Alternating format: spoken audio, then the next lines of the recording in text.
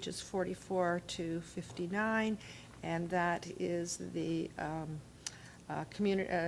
Joint Emergency and Community Safety Services Development Services Report, Municipal Tools to Maintain Property Standards. Chief, go ahead, please. Once again, through the chair, yes, a lot of background work has gone into this and to facilitate discussion and enhancement of the report itself. I welcome our partners in development services as well as bylaws to give a quick presentation.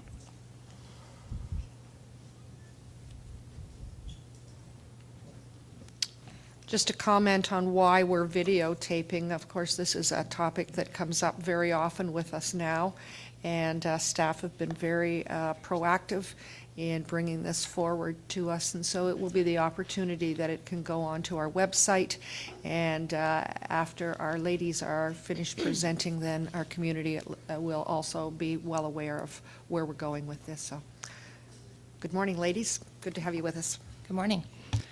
Through you, Madam Chair, members of council, today we're here to speak about the municipal tools for maintaining property standards, and specifically some proposed changes to the property standards bylaw and introduction of a property maintenance bylaw.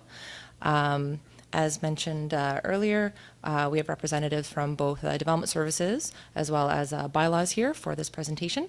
There's a number of pictures in this presentation as well, and I just wanted to note that all of the pictures are from the town of East Gwillimbury as well, so they're all local images. So property standards set the tone for our community. They define what we want this community to look like. They protect damage and injury to people and neighboring properties. And they also can raise property values, ensure a high quality of life, make the town aesthetically attractive, and also make people proud of their community. They're something that's quite important to the town. We have a number of tools at the town's disposal right now to address property standards. So one of which is site plan agreements. Through an application under the Planning Act, Council is able to approve the look and function of non-residential properties such as commercial plazas. The resulting site plan agreement requires owners to maintain their lands in good condition as well as in accordance with the approved plans. We have a number of other existing tools and they come in the form of bylaws, and Jennifer will speak with those. So currently we have the following. We've got our property standards bylaw that we used for maintenance of buildings and properties within the town.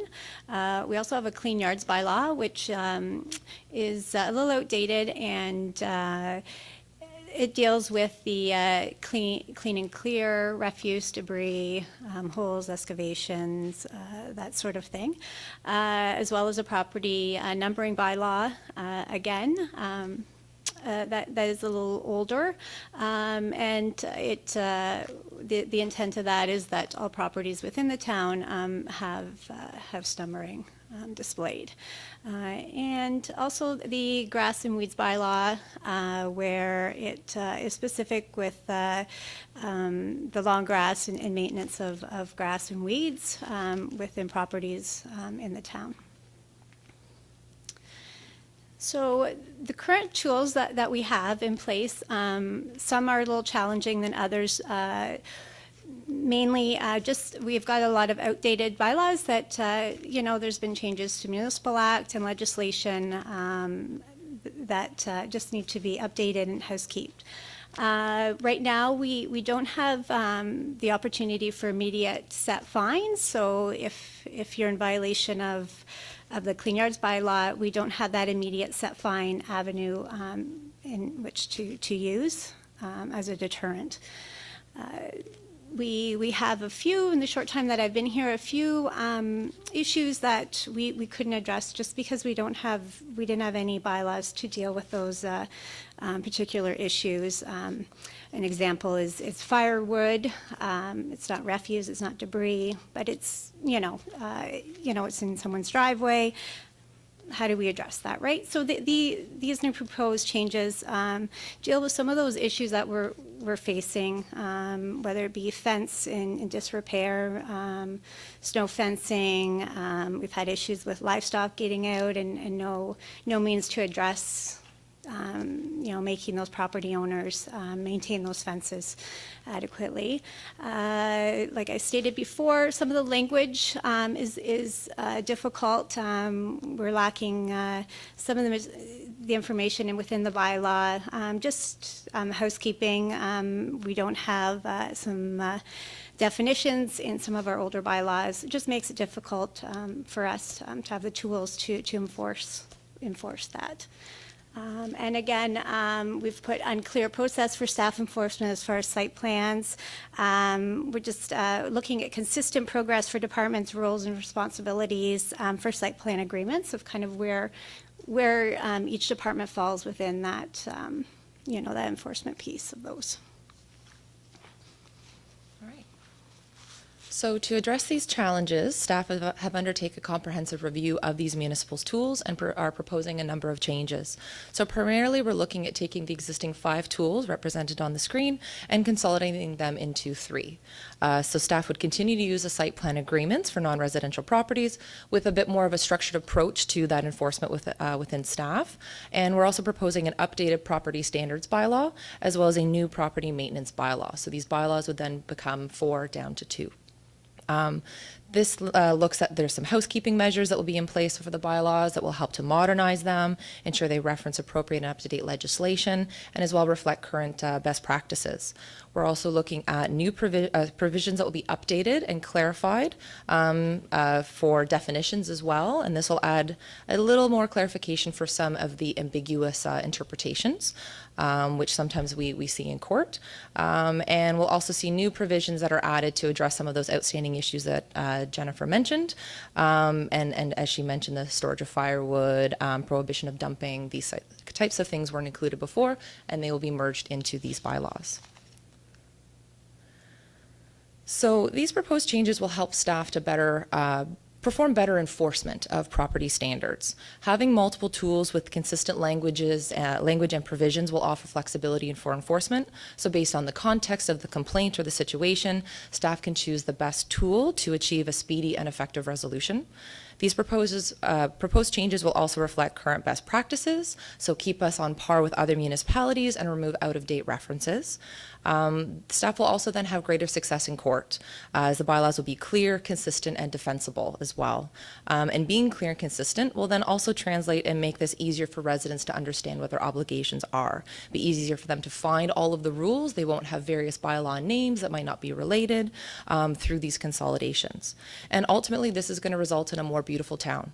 We'll have higher property values, quality of life, enjoyment for residents and businesses. So in addition to this presentation, there's the associated staff report on today's agenda. As we noted earlier, staff are currently recording this, and this will be put on the website, as well as a draft of the property standards bylaw and the property maintenance bylaws for public review and feedback. So these drafts are going to be based on the principles that have been identified within the body of the report. And the plan is to advertise this through the town's website, through social media, as well as through the town page on the newspaper. And staff will be reviewing all of this feedback that is received and plans to bring an updated bylaw to the August 14th council meeting for council's consideration. So thinking one step farther, once these bylaws have been approved, we're looking at our town's municipal law enforcement officers will then be able to start addressing these outstanding issues and complaints that have been made. But staff will then also work collaboratively. This is to prepare and communicate a resident's guide to property standards of maintenance, so to speak. So what you'll see actually on this slide is a postcard that was circulated at our community open house in June, and it provides a really high-level look of some topic areas included in property maintenance. This is important for a lot of existing residents, but also new residents coming into the town, so they understand what the community is looking for here. And the hope is that this resident's guide will then take it even farther. We'll be able to provide more detailed and easy-to-read information and a number of graphics to make things simple and clear to understand. There's also the thought that a social media campaign could be started along with the launch of the guide, and this would be used to, again, promote those property standards as well as the understanding of this new guide. So thank you again for your time today. So Jennifer and I are here to answer any questions that you might have at this time. Councillor Persichini. First of all, great work. I know it took a long time to put all this together, and I'm also pleased that I made a motion to the bylaw about the high grass in the rural area. It almost took 3 years to get that passed, so I really thank you very, very much for working. The staff did a great job, but this is really good. I have a question. I'm not sure if in this case would the staff consider how we communicate the changes. I know you said the website and the newspaper and all. I'm also wanted to ensure that the staff are supported and encouraged that to introduce new creative method of maybe helpful to share information to the residents. For example, should we consider more notice mail out directly quarterly so they inform all the changes? How do we drive them to see all this stuff? Is there any way that we could do a quarterly update of any major changes to the residents, and we do like a mail out quarterly? I don't know if that's the answer, but if you say this could affect you, please drive them to go to the website or find out more about these changes, these major changes, so that we have a tool that they can, like just a little pamphlet saying, these are all the new changes. Every time we change something, people are not aware, and then they come over here and they get kind of upset about the staff. If there's a way that you can drive them to the website, we can drive them to a tool. So I figure if we could do something quarterly, any new update stuff, just a suggestion, maybe the rest of the committee has, maybe you can help me out, maybe how we can do that. Mr. Belchak, how do we, any suggestion that? Through you, Madam Chair. Certainly, I know that our communications manager, Laura Hanna, is regularly working with all the departments to ensure we're sort of maximizing the outreach. So on something like this, we could certainly do that as well, and try and through the town page, and we could consider whether it's certainly through our social media channels for sure, and we could assess whether some sort of direct mailing would be warranted. Periodically we do that sort of thing, but I think that it's a great reminder for us to always be looking at how we're communicating these issues out to the residents that are affected. So we'll do that again in this case. Thank you for that. Thank you. Councillor Roy DeClemente. Thank you. I think it may be helpful once we have these tools for us to be able to communicate to residents that they're effective. And I think we've done, over the years, we've done some really great work on key performance indicators. And these tools would allow for our bylaw staff to be able to report out on KPIs and say, this many charges were laid, this many dollars in fines were collected. Because I think for me, and I think every member at this table has heard it, is residents want to know that we're taking action against people who are not holding up their end of the neighborhood bargain, and who aren't maintaining their properties to the standards that we would all like to see them. So if we're able to report out, guess what? We've updated these bylaws, and now we've got the ability, and we can report on those in an empirical fashion. Then I think that also helps residents know that we're taking action and we're getting results. Thank you. Councillor Johnson. Thank you, Madam Mayor. Your presentation lists, of course, many items: site plan, property standards, clean, and so on, grass and weeds bylaw. Your resolution is relating only to property standards bylaw, is that correct? That's correct, through you, Madam Chair. The resolution refers to updates to the bylaw specifically, and then also refers to the repeal of those pre-existing bylaws, should the new bylaws be approved. Mm-hmm. And one point in your suggested resolution says that we direct staff to post both the recording, which is fine, and drafts of the proposed property standards bylaw and property maintenance bylaw. There's two. And those drafts have not been provided to council yet, have they? Through you, Madam Chair. So the drafts have not been provided, but the principles have been included in the report. The discussion internally from staff was that the principles be in the report and that these drafts be based off of those general principles. They get into a lot of specifics, and that would be provided to the public. So when would you be providing those drafts to council?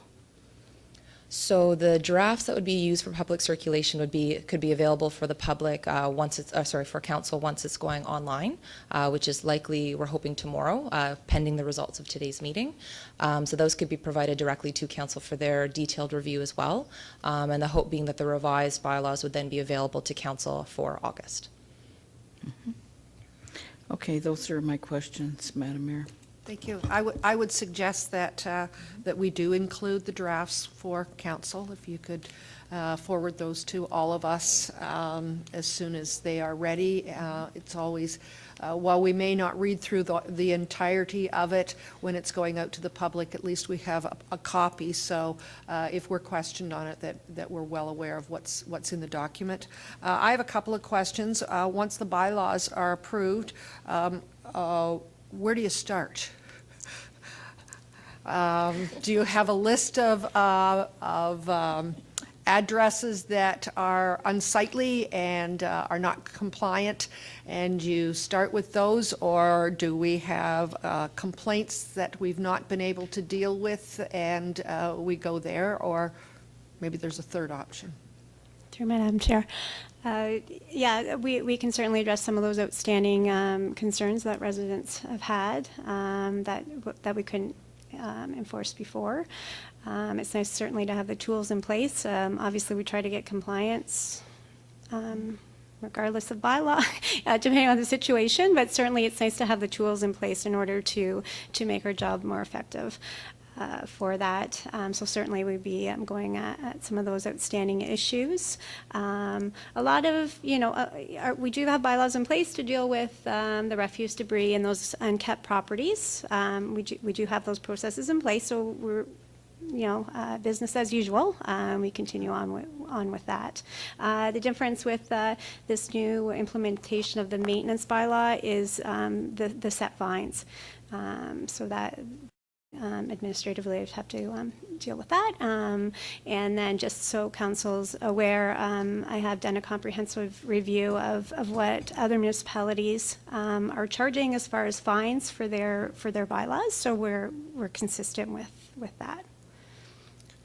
I know that now quite often you have complaints and you address the complaints. I know you drive by and see areas and know it's there, and you address those as well. But many times it comes from neighbors and people driving by a home that, quite frankly, are just fed up with the way that it looks. Their place is beautiful, and it reflects on the entire community. While it's only one place, it really, the net is spread much greater than one or two houses. So I'm just wondering, is it going to be complaint based, or how do we deal with them as far as addresses?